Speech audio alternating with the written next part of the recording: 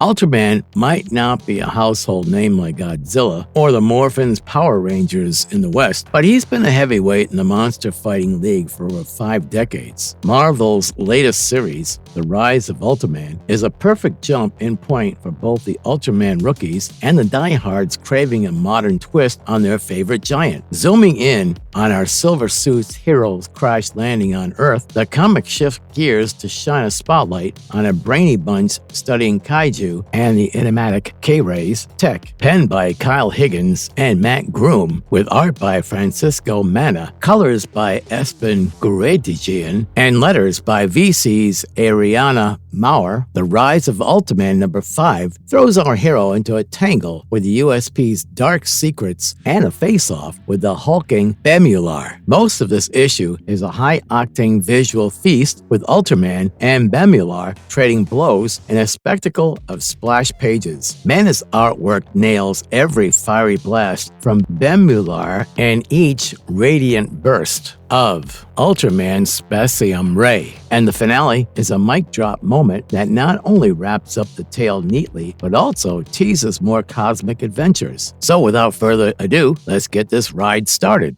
The Prelude. Before we get into the fight between Ultraman and his nemesis Bemular, let's dive into The Rise of Ultraman #4 from Marvel Comics. It will give us some context and semblance of what's actually going on. So Shin Hayata, also known as Ultraman, got a bombshell dropped on him about the United Science Patrol. A former USP scientist, Yamamoto, and a USP director, Ichinotani, spill some major beans. And let's just say the USP isn't as squeaky clean as we thought. Meanwhile, Kiki Fuji's in a world of trouble, battling Kaiju in a nightmarish dimension. This issue is a revelation bonanza, especially about the USP's dark side. Higgins and Groom twist the usual secret organization trope into something more believable, showing how humans might exploit alien tech. Hayata, our main guy, finds out the USP's dirty secrets, but doesn't bail on them. He's got his own way of doing things, and it's pretty gutsy considering he's losing his Ultraman mojo. Kiki isn't just sitting around waiting for a rescue. She's out there fighting Kaiju like a boss. Mana's art takes us through some serious epic scenes, especially this limbo dimension where all the defeated Kaiju end up. It's a weird, floating junkyard with a pinkish vibe, thanks to Goichian's color magic. The Rise of Ultraman #4 sets the stage for a grand finale, revealing key mysteries and keeping the adrenaline pumping.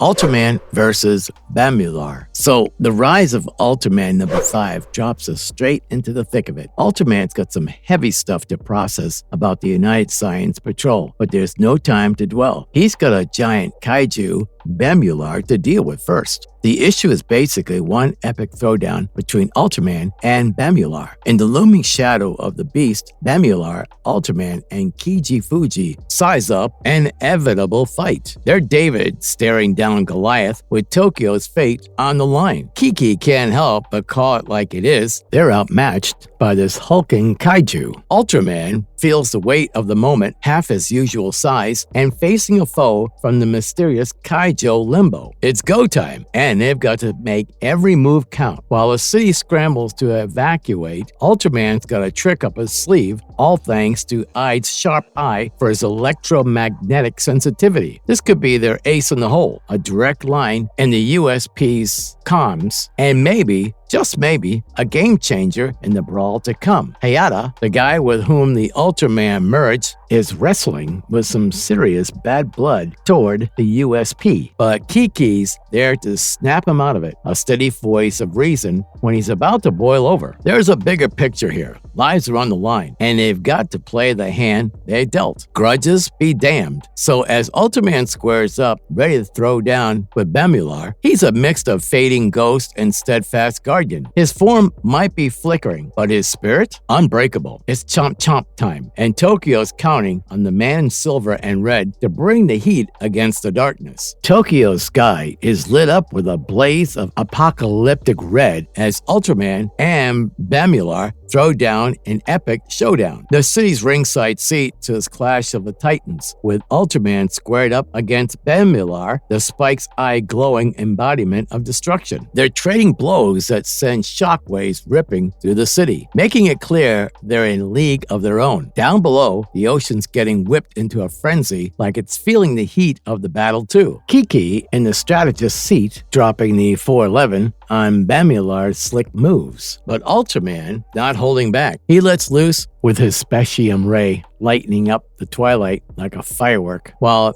Bemular not about to roll over, hitting back hard. The fight's a marathon, not a sprint, but in the end, Ultraman's got the upper hand, using the city's own bridge cables to tie Bemular down. And with a final show stopping energy burst, Ultraman sends Bemular packing for good. It's a victory not just for our hero, but for the city that breathes a sigh of relief beneath the settling dust of battle.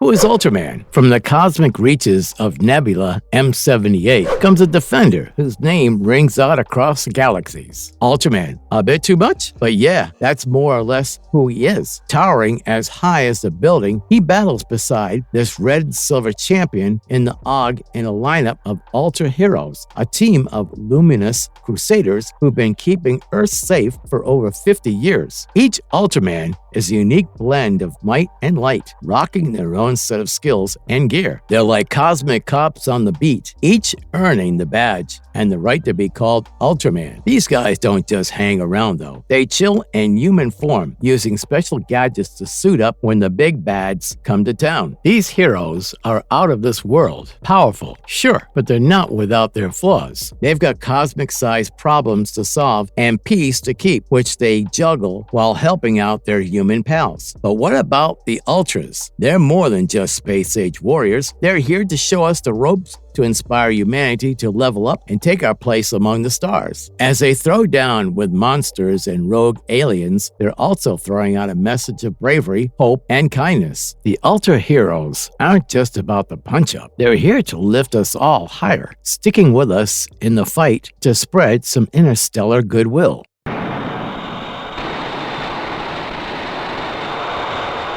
Who is Bemular? This space beastie was on the run with Ultraman hot on its tail, aimed to park it in the cosmic lot known as the Monster Graveyard. The chase got all kinds of wild, zipping past stars and planets until they both crash-landed on Earth. Bemular thought he was slick, hiding out in Lake Ryugumari, while Ultraman, in a major oops moment, bumped into Shin Hayata Vital up in the sky. Later on, Bemular decided to make a splash and popped up from the lake, but the Science Patrol was not happy about it. Bemular wasn't bothered and dipped back into his watery hideout. But then, round two, ding ding, Hayata, now all merged with Ultraman, tried to lure the big guy out with a barrage of torpedoes from a sub. The Science Patrol followed up with a missile welcome party on the surface. This whole torpedo teasing really got under Bemular's scales. He snapped up Hayatata's sub in a toothy grip and chucked it on the shore like yesterday's garbage. Just when Bemular was about to lay down the finishing move on Hayatata's stranded sub, bam! Hayatata goes full Ultraman for the very first time. It was an epic tussle on the shore. Ultraman was ducking and weaving, throwing Bemular around like a ragdoll before pitching him back into his lake lair. Bemular, in a last-ditch effort to skedaddle, tried to turn into his travel sphere to bounce. But Ultraman was locked and loaded. One spacium beam shot later, and it was lights out for Bemular.